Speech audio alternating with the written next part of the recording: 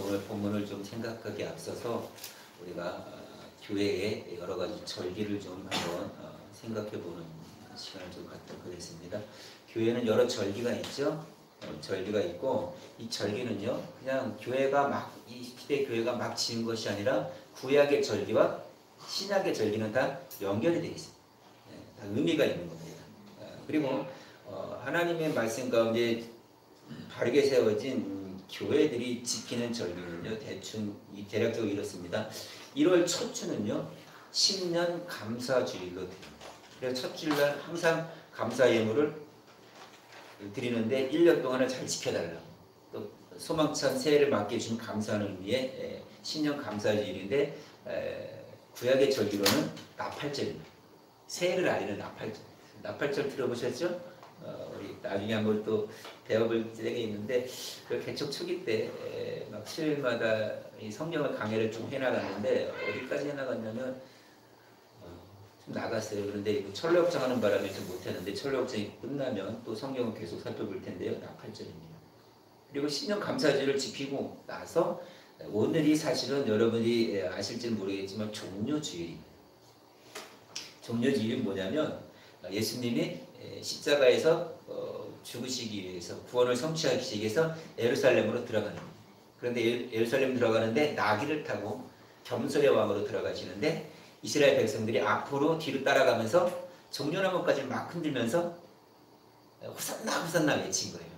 우리를 구원하시는 구원자이시다 막 외치고 막 예수님을 따라요. 그리고 무리들이 겉옷을 걷어서 막 예수님을 발같이 던져놓는 거예요. 이게 뭡니까? 왕으로 인정한다는 당시 유대인의 풍습이에요. 그래서 바로 종료주일이고요. 종료주일을 지나서 예수님이 예루살렘에 들어가셔서 6일 동안 고난을 당하시는 그 과정을 우리는 고난주간이라고 그래요. 고난주간. 6일 동안은 예수님의 고난 당하심 우리도 기억하고 그 고난을 함께 동참한다는 그 의미입니다. 아까 우리 찬양했잖아요. 주의 고난을 내 것으로 채우기를 원하는 그 찬양처럼 고난주간을 보내는 겁니다. 물론 예수님의 고난에 동참하는 것이 꼭 고난주의 그 주간만은 아니죠. 평생 그렇게 살아야 되지만 주님의 십자가의 발자취를 따라야 되지만 이 6일만큼은 우리가 더 기억해야 된다는 것입니다. 그리고 고난주간 다음 주일이 뭡니까? 부활절입니다. 예수님께서 고난을 당하고 사망의 음부 아래 갇혀 있다가 부활하신 그날, 그날을 우리가 지키는 것이 부활절입니다. 그리고 여러분 사순절이라고 들어보셨나요? 사순절이라는 게 있는데 사순절이라는 건 뭐냐면 부활절을 앞두고 6주 동안 대략 한 40일 동안을 이제 몸과 마음을 정결하게 하고 거룩하게 하고 구제하고 사랑을 베풀며 지내는 기간이에요. 근데 많은 교회들이 사순절을 지킵니다. 그런데 신앙적으로 바른 교회들은 이 사순절을 지키지 않습니다. 사순절을 지키라는 규정이 성경에 있어요, 없어요? 없어요. 그리고 사순절은 사람들이 지키라고 만든 절기예요. 그리고 이 사순절은 천주교에서 만들어진 거예요. 특별히 이 사순절 기간 동안에 예수님의 고난을 앞두고 항상 거룩한 삶을 살아야 되고 사랑을 나누는 삶을 살아야 되는 게 맞지만 사실 우리는 평생 그렇게 살아야 되는 겁니다.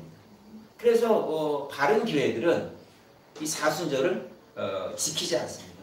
사실 이 사순절이요 한국 교회에 굉장히 깊이 침투해 있어요. 그리고 사순절을 지키지 않는 교회가 이상한 교회가 돼버렸어요. 그러나 성경에서는 사순절을 지키라는 가르침이 하나도 없어요. 성경에 따라 사는 것이 가장 필요한데 우리의 따라감의 그 삶의 기준은 뭡니까? 성경으로 돌아가야 되는 거예요. 그렇죠? 성경이 없기 때문에 우리는 하지 말아야 되는 것이고 이 사순절 기간뿐만이 아니라 평생을 우리는 사순절처럼 거룩하고 경건한 삶을 살아야 되는 것이에요. 그리고 나서 또 지키는 절기가 뭐냐면 7월 첫 주를 맥주 감사주일로 지킵니다. 맥주 감사절. 그러니까 보리, 밀, 추수에 감사하는 그런 절기예요. 그리고 맥주 감사절 다음에 11월 셋째 주가 추수 감사절. 1년 동안에 하나님께서 베푸신 은혜에 감사하는 것이고요. 그리고 12월 25일이 성탄절이고, 그리고 12월 31일이 송금 영신 예배를 드립니다. 그러니까 오늘이 사실은 어떤 주일이에요? 종료주일이에요. 종료주일 가만 보면은 우리에게는 참 기쁜 날이죠. 우리 나뭇가지 하나 갖고 와서 우리 흔들어야 돼요. 예수님 오셨구나, 구원 때 오셨구나. 그렇지만 예수님의 입장에서 뭐예요? 슬픈 날이에요. 그죠? 힘든 날이죠? 왜요? 이제는 십자가에 달려 죽기에 일주일 남. 그러니까 우리의 성숙한 신앙은 뭐예요? 나의 구원에 감사하고 기뻐함이지만 때로는 뭡니까? 예수님의 그 십자가의 고난을 내 마음에 받아들이고 내 삶을 받아들이고 그 고난의 발자취를 따라가는 거예요. 그러니까 어떤 절기는 왜 지키라고 합니까? 특별히 더 기억하라는 거겠죠? 그렇죠? 절기 얘기는 이 정도만 하고요. 오늘 말씀을 통해서 좀 은혜를 나눠보도록 하겠습니다. 우리가 보통 은혜를 받았다라고 얘기를 합니다. 그죠? 나는 은혜 가운데 살고 있어 라고 말합니다. 그런데 그 은혜가 꾸준히 유지되면 얼마나 좋겠습니까? 그렇죠? 그 은혜 가운데 살다가도 주어진 고난의 환경이 오면 믿음이 흔들리죠? 그렇죠? 은혜를 받는 가운데서도 어려우면요 낙심하죠. 그렇죠? 믿음이 아무리 좋아도 짜증 안 낼 수 있을까요? 낼 수 있어요. 목사는 안 그럴까요? 목사도 힘들 때는요 혼자서 짜증 낼 때 있어요. 기도의 자리에 나와서. 그리고 이 고난의 환경으로 믿음이 막 흔들릴 때 나타나는 현상이 뭐냐면 불평입니다. 원망입니다. 자기 인생까지 괴로워합니다. 자기가 몇 빠집니다. 내가 왜 살아야지. 이렇게 살 바에는 차라리 네. 그러니까 우리가 살면서 느끼는 것 중에 하나가 뭐냐면 은혜 가운데 살면서 행복합니다. 기쁩니다. 그럼에도 불구하고 주어지는 여러 고난의 환경이 그 행복을 오래가지 못하게 만든다는 것이죠. 오늘 본문에 보면 이스라엘 백성에게도 역시 그런 일이 생겨납니다. 고난 중에 하나님의 존재와 하나님의 은혜를 잊게 되는 거예요. 자 보세요. 이스라엘 백성이 출애굽을 합니다. 아주 신나게 출애굽을 했죠. 애굽 사람들이 막 다 챙겨주면서 금은보화 다 챙겨주면서 양까지 끌고 다 나오면서 빨리 가시라고 얼마나 신났습니까? 그런데 너무 기쁜 거예요. 이제는 종이 아니에요. 더 이상 노예가 아니에요. 자유인으로서 가장 행복할 때, 가장 기쁠 때 그 장면이 바로 출애굽기의 15장 앞부분에 나와 있습니다. 이스라엘 백성들이 출애굽하고 막 향해 불기둥과 구름기둥을 따라 향해 가는데 애굽 군대가 쫓아오는 거예요. 막다른 홍해 앞에 선 거예요. 그러는 가운데 하나님께서 어떻게 하십니까? 뒤에는 애굽 군대에 못 따라오게 막을 칩니다. 그리고 혼란스럽게 합니다. 그러는 가운데 홍해를 어떻게 합니까? 강풍을 불게 해서 갈라지고 땅을 마르게 만들어버립니다. 바다 그 땅을. 그리고 신나게 홍해를 건너갑니다. 홍해를 건너간 후에 뒤를 보니까 어떤 거예요? 애국 군대가 막 쫓아와서 거기에 다 수장된 꼴이. 이 장면 속에서 미리암과 여인들이 아주 기쁜 찬송을 불렀습니다. 하나님 그렇게 하셨다는 거예요. 그런데 그런 상황 가운데서 오늘 22절에 보니까 어떤 일이 벌어집니까? 우리 22절 한번 제가 읽어드릴게요. 모세가 홍해에서 이스라엘을 인도하며 그들이 나와서 수르 광야로 들어가서 거기서 사흘 길을 걸었으나 물을 얻지 못하고. 자, 모세가 이제 홍해를 건넜습니다.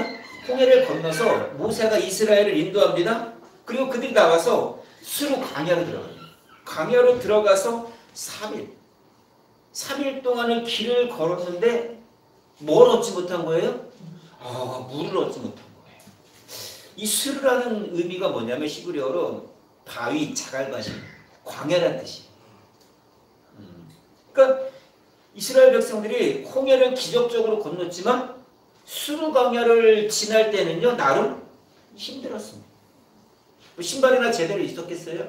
예? 걷기가 힘들 정도였습니다. 그런데 4월 동안 길을 가는데도 뭐가 없어요? 물이 필요 없는 거예요. 물이.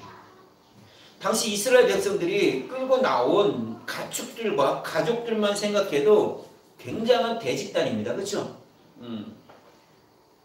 그런데 그들에게 광야를 걸어가면서 물은 뭡니까? 필수입니다. 아무리 애굽에서 물을 많이 갖고 나왔다고 해도 옛날식으로 뭐 가죽 부대 정도밖에 더 있겠어요? 그렇죠? 물을 얼마나 갖고 왔겠어요? 예. 사흘을 걸어갔을 때는요 이미 물은 바닥이 났을 거라는 거 우리는 알 수가 있겠죠. 광야에서 물은 뭐예요? 생명 아닌가요? 그렇죠, 생명입니다. 그런데 물이 다 떨어진 거예요. 보세요. 이제 애굽의 종에서 애굽의 노예에서 자유함이 됐고 이제 벅찬 기대감을 가지고 불기둥과 구름기둥을 따라가면서 어디로 가는 거예요? 조상들에게 하셨던 하나님의 약속 가나안 땅으로 가는 가운데 있는데 물이 없다는 것은 여간 힘든 일이 아닌 거예요. 여러분 이스라엘 백성들이 애굽에서 살 때 어디서 살았어요? 고센 땅에 살았습니다. 고센 땅에 물이 풍부합니다. 그것은 양도 충분히 기를 수 있고요. 농사도 충분히 질 수 있는 그런 땅이에요. 그런데 지금 이스라엘 백성들에게 닥친 이 수르 광야의 이 고난의 과정은 전혀 생각지를 못했던 상황이 돼버린 거예요. 신부는 노예에서 자유를 얻었습니다만 그래서 조상들에게 약속받은 그 가나안 땅 축복의 땅으로 가는 길이지만 당장 우리에게 닥친 그 어려움은 뭐예요? 물이 없다는 막막한 환경으로 도대체 어떻게 할 바를 모르는 상황이 되었던 것이죠. 지금 하나님이 이스라엘을 인도하시잖아요. 하나님이 인도하시면 우리의 바람은 뭐예요? 하나님 그냥 꽃길로 보내주세요. 아니에요? 그렇죠? 꽃길 아니에요? 그런데 하나님께서는 왜 광야길로 보내시면서 그냥 비라도 가끔 좀 내려주시면 얼마나 좋겠어요. 물이 다 바닥날 정도로 고통을 당하게 합니다. 기억하세요.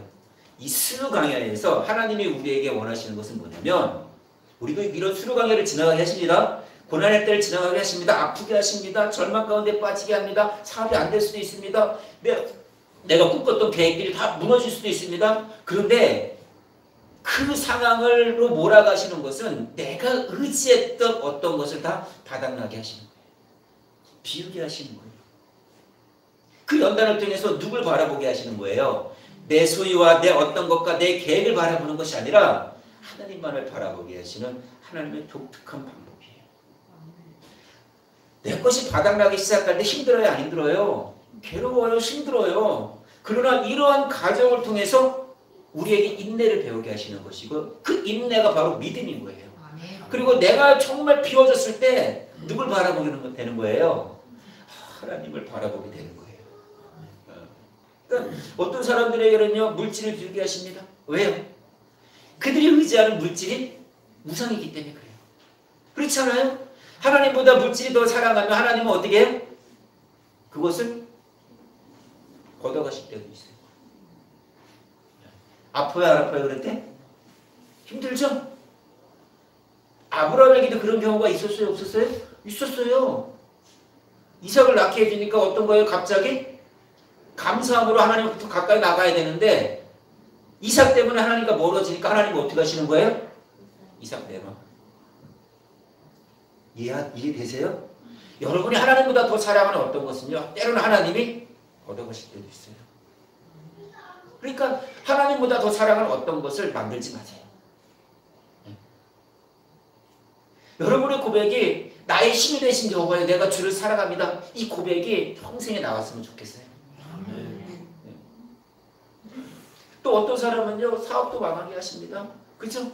끝장 보게 하세요. 그냥 더 이상 할 수 없게 만드세요.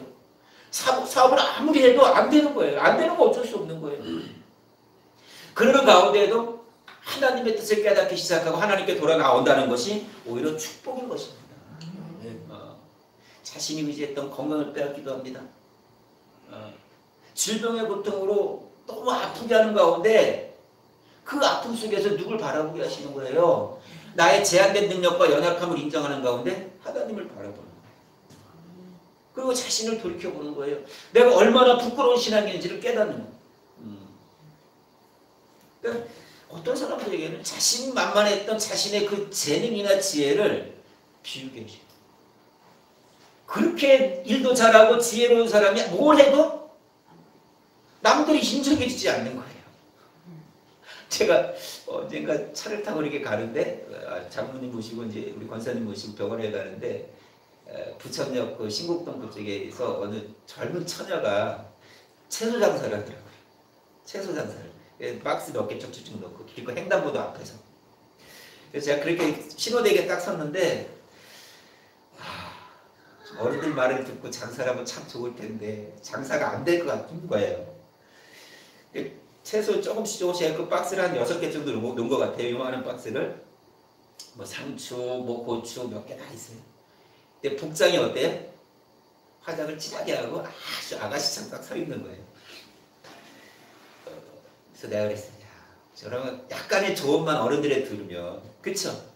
여러분 지나가다가도 안 살려고 해도 불쌍하게 여겨 보여야, 그쵸? 할머니들이 앉아가지고 한숨 쉬면서 이렇게 그냥 툭툭 건드리기만 해도 지나가다가도 보면, 그쵸? 동정의 연민의 정을 가지고 사잖아요, 그죠?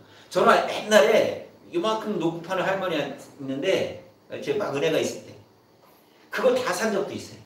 얼마트라 시시라 돈 주고 나 이거 다 좋아한다고. 그런데 너 옷을 그냥 잘 입고 화장도 진하게 하고 서 있는 거예요. 그러니까 장사가 되니까 상추를 푹 치더라고요. 뭘 해도 안 되는 거예요. 하나님께서 막으시는 거예요. 왜 그러냐면 그것들을 의지하는 가운데 하나님을 외면하기 때문에 하나님께서 막으시는 거예요. 여러분에게 주어진 어려운 환경이 내가 꿈꾸던 계획이 내가 원하던 것이 이루어지지 않을 때 하나님께서 원하시는 것은 뭐예요? 나 좀 바라볼 수 없겠니? 내가 해줄게. 그렇지 않아요? 자녀들도 용돈 달라고 보채야 용돈 주지 가만히 있으면 줘요? 물론 주겠죠. 정기적으로 주긴 하겠지만, 그렇죠? 그러니까 때로는 우리의 하는 일들을 하나님께서 막으실 때마다 하나님께서 원하시는 건 이거예요. 나를 믿어라. 그리고 나를 믿는 가운데 내가 너희에게 가르쳐 주었던 하나님 말씀의 원리에 따라 뭐 순종해 볼 수 없겠니? 이스라엘 백성들이 지금 수르 강요로 지나가지만 그것이 사실은 뭐예요? 축복인 거예요. 그렇지 않습니까? 지금 오늘 제목이 뭐예요? 마라에서 뭘 보는 거예요? 엘림을 보는 거예요. 나중에 설명하겠지만 고난 가운데도 우리는 회복과 축복의 역사를 기대하면서 살아갈 수 있는 신앙이 돼야 되는 것이죠. 자, 보세요. 다행히도 사흘 동안 물이 없는 가운데 이스라엘 백성들이 이른 곳이 있습니다. 그곳에서 물을 만나게 됩니다. 야, 얼마나 기쁩니까? 그렇죠? 여러분 200만이 이렇게 인도하는데 호수가 뭐 샘물이 작은 거였겠어요? 어느 정도는 크기가 있었겠죠? 너무 기쁜 겁니다. 그리고 환호를 지르며 샘물 옆에 다가가서 물을 막 기르려고 물을 마시려고 했더니 황당 그 자체가 돼버리고 말았습니다. 23절 한번 보세요. 시작. 마라에 이르렀더니 그건 물이 써서 마시지 못하겠으므로 그 이름을 마라라 하더라. 어딘지 모르지만 그곳에 가니까 샘물을 만났습니다. 그런데 물이요? 쓴 물이에요. 그러니까 소금 농도가 너무 진했던 것 같아요. 그러니까 마시지 못하는 거예요. 물을 만났지만 그 기쁨은 한순간에 사라지는 당혹스러운 환경이 된 거예요. 여러분 이런 상황이면 하나님 원망할까요? 안 할까요? 3일 동안 물이 없었어요? 뭘 해도 안 됐어요? 그런데 될 것 같은 상황이 지금 주어진 거예요? 그런데 보니까 안 되는 거예요. 믿음 버릴 만 하겠어요? 안 하겠어요? 그래서 한순간에 사라지니까 이스라엘 백성들이 그곳의 지명을 어떻게 정합니까? 마라라고 정합니다. 이 마라라는 의미가 뭐냐면 쓰다, 괴롭게 하다. 너무 당혹스러우니까 이름까지 그 동네 이름을, 그 샘 이름을 마라라고 친 거예요. 그러니까 물이 없는 고난의 때에 물을 만났는데 써서 마시지 못하는 상황. 사흘 길을 참고 광야의 길을 진행했고 그러는 건데 마침내 우리도 먹고 짐승도 먹이고 하는 그 물을 샘물을 발견했는데 쓴물이다? 그냥 이게 대충 넘어갈 수 있는 상황이 아닐 것 같아요. 이스라엘 백성들은요, 살 길을 걷고 꾹꾹 참았습니다. 그렇죠? 참을만 했죠. 홍해의 기적을 봤으니까. 은혜를 받았으니까. 그런데 쓴물 앞에서는 더 이상 참을 수가 없었던 겁니다. 모세를 향하여 원망합니다. 모세를 향하여 원망하는 건 누구를 향하여 원망하는 거예요? 하나님을 향하여 원망하는 겁니다. 24절 한번 보세요. 시작. 백성이 모세에게 원망하여 이르되 우리가 무엇을 마실까 하매. 지금 원망하는 겁니다. 지금 이게 글씨체로 나와 있지만 이스라엘 백성들의 이 12지파의 대표들이 다 오지 않았겠습니까? 최소한 족장 회의를 하지 않았겠습니까? 그렇죠? 이스라엘 외교부리 성교부 같으면 목사들이 다 모여서, 장로들이 다 모여서 대장을 찾아가는 겁니다. 그렇죠? 그리고 나서 어떻게 합니까? 우리가 무엇을 마실까요? 우리가 어떻게 할까요? 이 상황을 지금 굉장히 언성 높이게 따지는 모습이에요. 이스라엘 백성들의 문제가 뭐예요? 물이잖아요. 그렇죠? 물도 없었을 뿐만 아니라 3일 동안 3일이 지나서 물을 만났지만 그 물마저도 쓴물이었다는 거예요. 왜 모세를 향하여 언성을 높였을까요? 왜 우리를 이렇게 이런 길로 인도합니까? 좀 지도자답게 바르게 인도해야 되는 거 아니에요? 물 있는 곳으로 인도해야 되는 거 아니에요? 우리 따라왔습니다. 지금 원망하는 거예요. 물을 맛본 사람이 있지 않았을까요? 그렇죠? 응? 쓰던 달든 일단 살아야겠다 하니까 먹고 나니까 어떤 거예요? 써서 다 토하고 정말 난감한 상황이 되었던 거예요. 그리고 쓴 샘물을 발견한 이스라엘 백성들이 하나님을 향하여 원망하는 거예요. 자신의 처지를 원망하지 않았겠어요? 내 팔자야. 그죠? 사흘 전에 홍해의 기적을 체험한 이스라엘 백성들에게 하나님의 존재는 사라지고 말아요. 그 하나님을 너무 쉽게 잊는 거예요. 참 보세요. 지금 홍해를 건너서 마라까지 오는 과정이 길어야 일주일밖에 안 돼요. 지금 이스라엘 백성들은 일주일 사이에 물 때문에 2번의 어려움을 겪죠. 홍해 앞에서 물이 철철철철 넘치니까 고통 가운데서 해결받고, 또 마라에서는요 물이 지금 없는 이 고통 가운데 있는 거예요. 그러니까 그 고통과 문제 앞에서 이스라엘 백성들이 항상 했던 게 뭐예요? 원망이에요. 홍해 앞에서도 원망해야 안 해요? 원망합니다. 왜 우리를 애굽에서 끌어냈냐? 애굽에 매장지가 없냐? 지금 마라에서도 쓴물 앞에서 또 원망하는 거예요. 하나님의 은혜와 능력을 체험할 때는 감사하고 찬양하고 기뻐하지만 조금만 어려워지면 하나님 앞에 참 하나님 앞에 원망하면 참 좋겠어요. 차라리. 근데 누굴 또 찾아와요? 예. 저를 찾아와요. 목사를 찾아와요. 왜 이렇게 하냐고. 돌들 심적으로 막 그렇게 할 때는요, 목사는 어떻게 해요? 오늘 모세처럼 할 수밖에 없어요. 자, 보세요. 지금 힘들고 목말랐던 이 스루가게를 지나서 물을 발견했지만 문제가 해결될 것 같이 보이지만 써서 마시지 못하는 사람. 여러분, 우리에게도 이런 인생의 고통이 주어질 수 있어요. 그렇죠? 힘들게 지나가다가 될 것 같은데 또 안 되는 상황.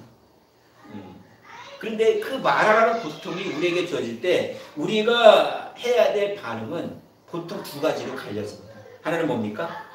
원망입니다. 이스라엘 백성들이 그랬어요. 애굽에는 물이 많은데 이건 뭐냐? 그리고 물을 발견했는데 이게 무슨 쓴물이냐? 원망할 수 있습니다. 하나님 병 주고 약 주는 거야? 원망할 수 있죠. 그리고 똑같은 사건을 경험하고 있는 또 다른 상황에서 또 다른 반응을 보일 수 있는데 모세는요, 그 고난의 문제 앞에서, 마라의 쓴물의 고통 앞에서 그 문제를 여호와 하나님께로 가져갑니다. 하나님께 부르짖어 기도합니다. 그러니까 원망하는 이스라엘로 말미암아 모세가 하나님께 부르짖어 기도할 때에 하나님의 역사는 시작합니다. 우리 25절 한번 볼까요? 시작. 모세가 여호와께, 잠깐 보세요. 원망하는 이스라엘 백성들이 모세에게 와서 막 따집니다. 그런 가운데 모세가 선택한 건 뭡니까? 그들을 설득하고 이해시키는 겁니까? 설득과 이해가 안 될 상황이에요. 우르르 몰려왔을 거 아니에요, 최소한. 예? 장전만 60만이에요. 그리고 60만을 대표할 사람이 한둘입니까?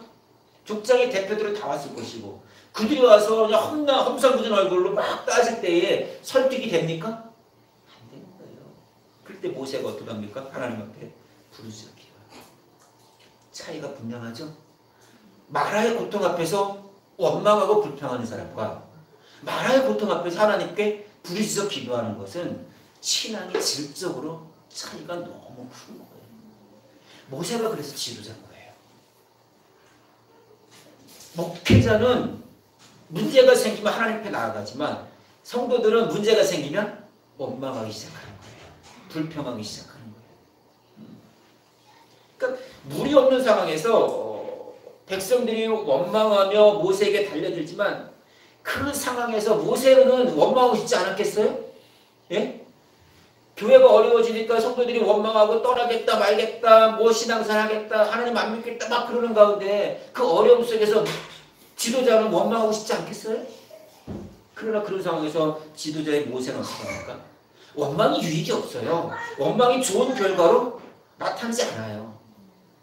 그래서 모세가 하나님 앞에 부르짖어 기도한 거예요. 기도할 때 하나님의 역사가 일어나는 거예요. 여러분 기도가 뭐예요? 여러분 우리가 기도라는 것을 단순히 구한다라고 생각하지만 기도는 뭐예요? 늘 얘기하지만 기도의 자리 속에서 나의 모습을 돌이켜보는 가운데 하나님의 뜻을 찾는 거예요. 하나님께서 이 길을 막아놨다면 하나님께서 다른 길을 열어놓으신 것을 깨닫는 거예요. 이게 믿음 아니에요? 내가 아무리 해도 안 되는 그 일을 하나님 앞에 엎드리는 거예요. 하나님, 내 이 길이 막혀있는데 어떻게 하면 좋겠습니까? 하나님 저에게 지혜 주십시오. 하나님 뜻에 순종할 수 있는 굳건한 믿음을 주십시오.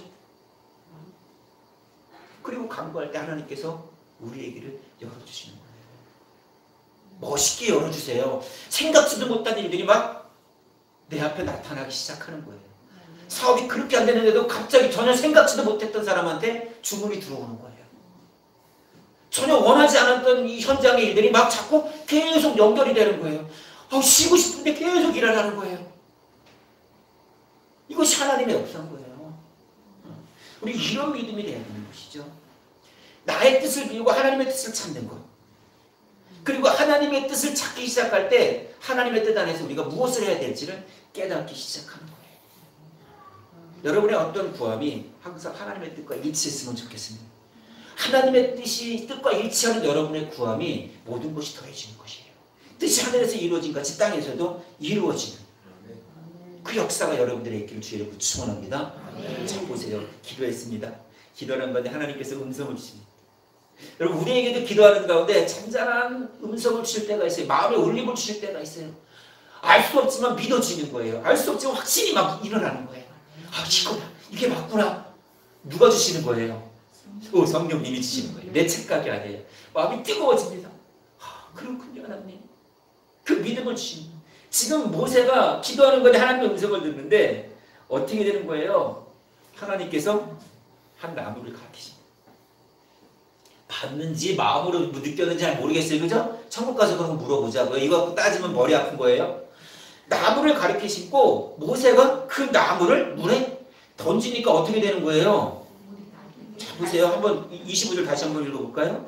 모세가 여호와께 부르짖었더니 여호와께서 그에게 한 나무를 가르치시니 그가 물에 던지니 물이 달게 되었다. 자 보세요.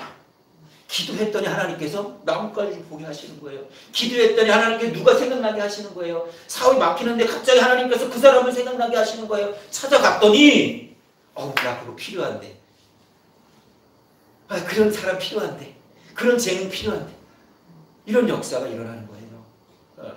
그리고 그 역사 속에서 물이 어떻게 되는 거예요? 달게 되는 거예요. 쓴 고통이 달아지는 거예요. 내 어려운 환경이 달아지는 거예요. 내가 바랬던 그 환경이 달아지는 환경으로 바뀌어지는 거예요. 그리고 하나님께서 뭐라 그래요? 물이 없는 고통의 시간과 이 마라의 쓴 물을 뭐라 그럽니까? 너희를 시험하셨다는 거예요. 보세요. 거기서 계속 읽겠습니다. 거기서 여호와께서 그들을 위하여 법도와 율례를 정하시고 그들을 시험하시되. 아, 마라의 쓴물은 이스라엘 백성을 시험하시고 수르 광야에 3일 동안 마라의 쓴물까지 하나님께서 시험하시고 그리고 마라에서 이스라엘 백성들에게 신앙은 이런 거야 라는 것을 가르치셨다고 오늘 본문이 얘기해요. 그러니까 여기서 율로의 법도는 뭐예요? 너희가 어떤 환경 가운데서도 나를 신뢰하는 거. 그 신뢰하는 증거가 뭡니까? 말씀대로 사는 겁니다. 말씀에 순종하는 겁니다. 그러니까 하나님은 마라의 쓴물의 사건을 통해서 이스라엘 백성들을 시험하셨고 그들에게 말씀을 가르치는 가운데 신앙이 무엇인지 때로는 신앙 가운데 인내가 무엇인지를 배우게 하셨던 거예요. 하나님은요 우리도 이렇게 연단하십니다. 마라에 쓴 고통을 질 때도 있습니다. 그 상황 가운데 우리에게 원망과 불평이 아니라 하나님과의 바른 관계 속에서 믿음의 삶을 살기를 원하신다는 거예요. 하나님은요 우리가 먹을 것, 마실 것, 입을 것으로 즐겁게 사는 모습을 원치 않아요. 그것만으로 하나님께서 나의 필요를 채워주시고 나의 기도에 응답해 주시고 나를 축복해 주시는 그 수준을 넘어서 모든 상황에서 감사할 수 있는 자족할 수 있는 그 신앙을 원한다는 거예요.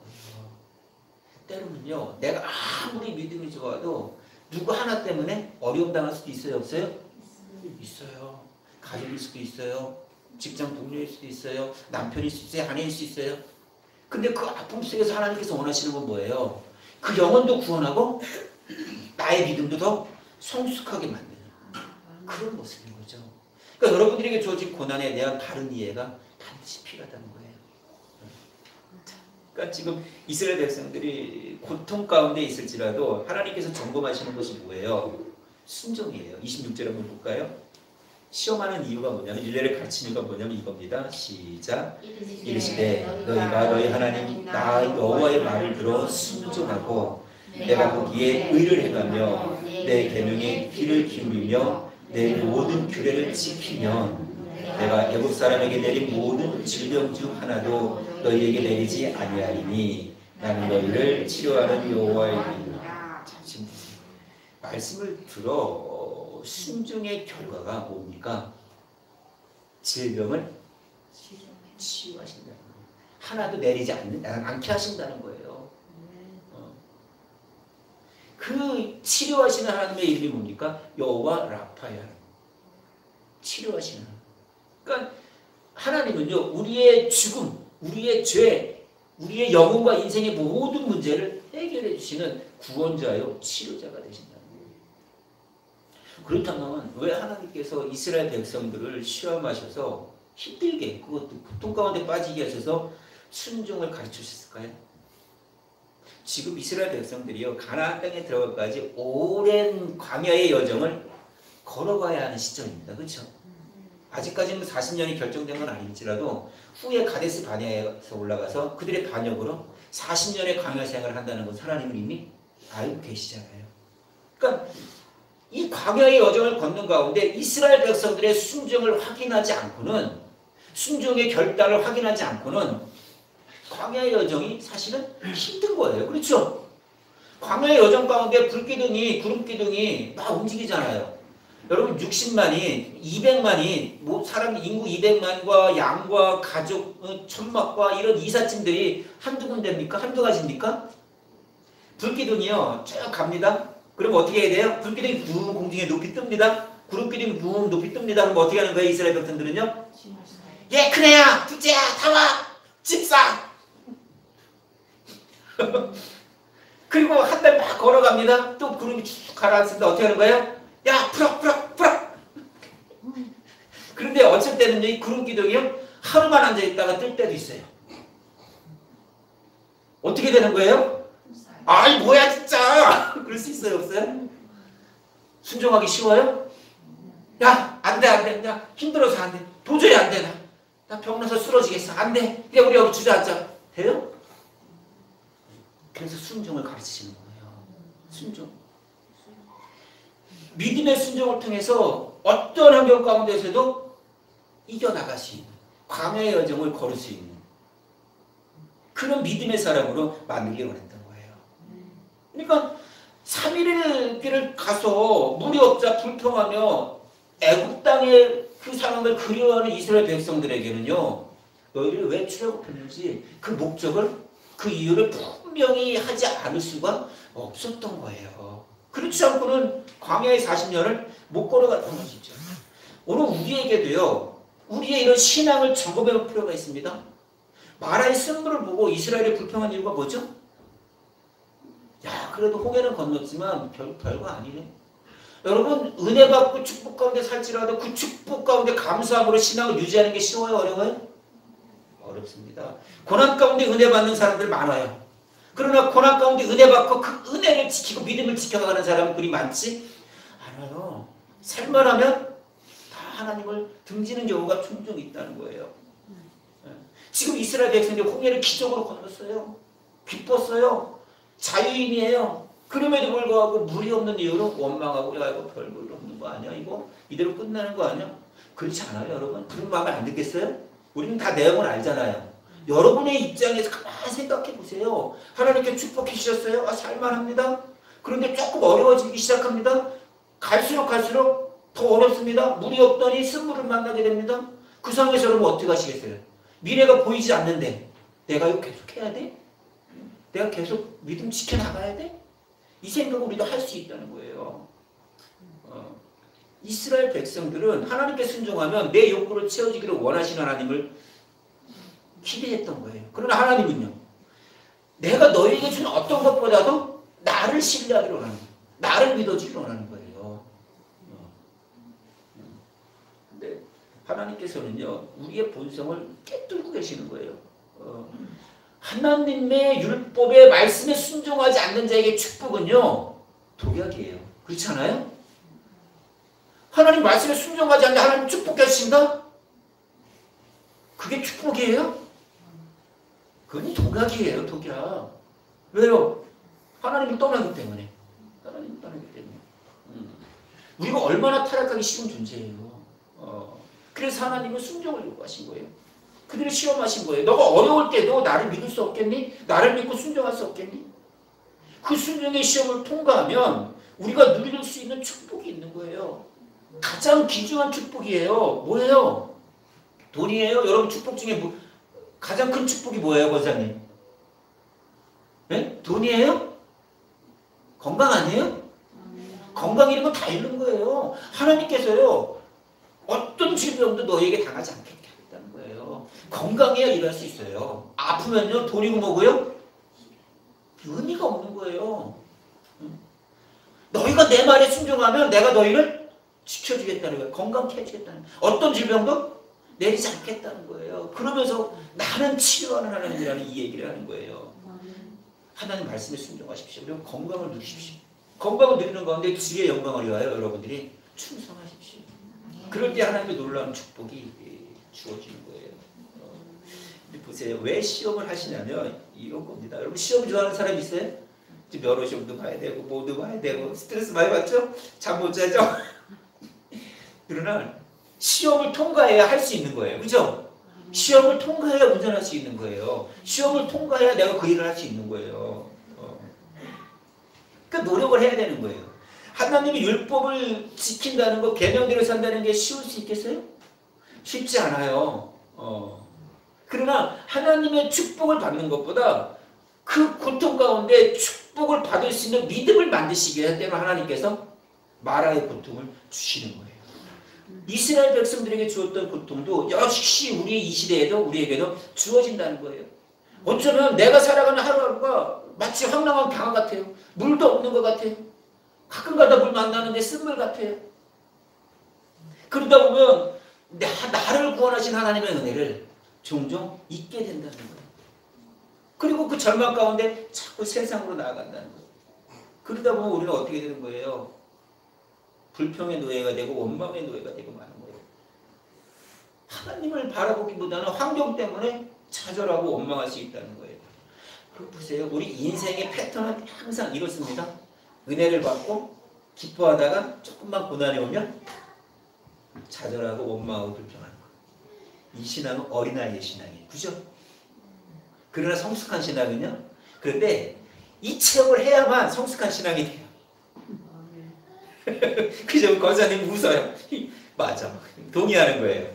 이 체험을 해야 성숙해져요. 우리는 본성이 그래요. 잘 되면 좋아하다가 조금만 어려우면 딱 그죠?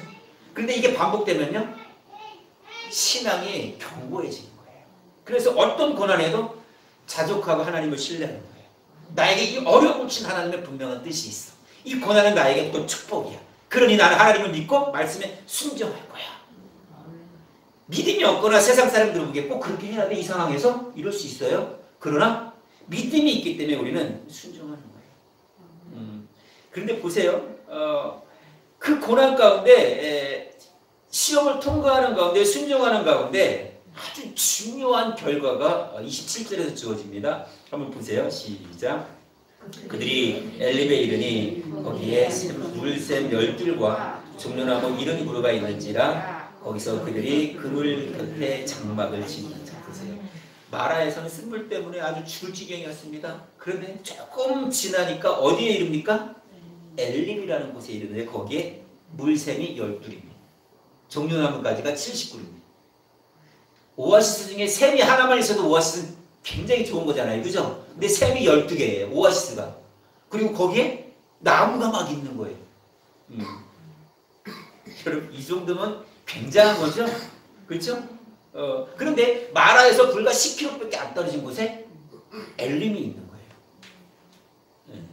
근데 보세요. 조금 전에 마라에서 어떻게 했습니까? 원망했습니다. 불평했습니다. 왜죠? 왜요? 왜 원망했어요? 엘림이 보이지 않았기 때문에 그런 거예요. 하나님의 인도하심을 믿지 않기 때문에 그런 거예요. 마라에서 그것만 바라보니까 고통 가운데 있지만 엘림으로 인도하시는 하나님을 보지 못하기 때문에 거기서 원망하는 거예요. 우리가 여기서 기억할 것은 뭡니까? 우리가 마라의 고통 가운데 아무것도 보이지 않아도 이미 하나님은 여호와의 하나님은 엘림을 예비하고 계시다는 거예요. 단지 우리에게 필요한 건 뭐예요? 믿음의 순종이에요. 믿음에 순종할 때 하나님께서 우리를 엘림으로 인도하신다는 것이고요. 우리를 평안 가운데로 인도하신다는 거예요. 힘드십니까? 어렵습니까? 조금만 참고 기다리십시오. 믿음으로 순종하십시오. 그러면 하나님께서 우리를 엘림으로 인도하신다는 거예요. 우리가 살아감에 있어서 마라로 만날 수 있어요. 그러나 마라로 끝나는 것이 아니라 하나님께서는요, 엘림을 인도하십니다. 하나님은 마라에서도 함께 하십니다. 그러나 엘림에서도 역시 함께 하시는 거예요. 마라의 쓴물에서 우리가 할 수 있는 것은 뭐예요? 하나님을 신뢰하는 가운데 인내를 배우고 기도하는 겁니다. 그리고 엘림의 풍족한 가운데서 뭐 하는 겁니까? 하나님을 찬양하는 겁니다. 하나님을 자랑하는 겁니다. 하나님을 증거하는 겁니다. 우리 그런 믿음이 돼야 되는 거예요. 많은 경우에요. 고난 중에 부르짖어 기도하고 순종하기를 결단해도 여전히 나를 둘러싼 고난의 환경이 나를 힘들게 할 때가 있어요, 없어요? 있습니다. 광야의 낮은요 굉장히 더워요. 또 광야의 밤은 굉장히 추워요. 물도 넉넉하지 않아요. 미래가 불투명해요. 마라에선 엘림이 보이지 않아요. 그러나 우리는 어떻게 해야 됩니까? 우리의 기도를 들어주신 주님, 우리를 시험하여서 순종을 가르친 주님만을 바라보십시오. 그리고 여러분 광야 같은 인생의 길을 한 걸음 한 걸음 믿음으로 내리십시오. 그러면 그 광야의 쓴물이 곧 엘림으로 바뀔 것입니다. 여러분들 이런 믿음으로 사십시오. 그것이 하나님의 부르심과 택하심을 굳게 하는 것입니다. 말씀을 좀 마무리하겠습니다. 옛날에 종교개혁 시대에 이 청교도들이라는 무리가 있었는데요. 하나님 말씀대로 살려고 애썼던 무리들이고요. 우리의 조상들이 사실 청교도예요. 한국교회가 청교도의 선교사들의 영향을 받고 교회가 세워진 거예요. 말씀대로 살려. 그러니까 이 청교도들이 너무 핍박을 받는 거예요. 왜냐하면 영국 국교회라든지 많은 교회들이 천주교회들이 타락한 거예요. 그래서 아니다, 우리 성경으로 돌아갈 거야. 그리고 국교회도 안 나가고 자기 스스로 예배를 드리는 가운데 자꾸 핍박하고 소외하는 거예요. 그러는 가운데 청교도들이 그때 당시에 어떤 인사를 했냐면 이렇게 인사를 했다고 해요. 가장 좋은 곳은 아직 오지 않았습니다. 위로하는 거예요. 격려하는 거예요. 낭만 가운데 있을지라도 자매님 아직 좋은 곳은 오지 않았습니다. 권사님 아직 좋은 곳은 오지 않았습니다. 위로하는 거예요. 힘드십니까? 어렵습니까? 팍팍합니까? 자신에게 외쳐보십시오. 가장 좋은 것은 오지 않았다. 내가 지금 마라의 가운데 있을지라도 엘리는 곧 나에게 주어질 것이다. 이 믿음을 가지고 여러분이 순종할 때에 하나님의 놀라운 축복을 누리게 될 것입니다. 마라에서의 신앙을 점검하고 엘림에서의 하나님의 축복을 누림으로 더욱 신앙을 굳게 하는 여러분들이 됐으면 좋겠습니다. 그 믿음의 눈을, 순종의 삶을 하나님께 드러내시기를 주의 이름으로 축원합니다.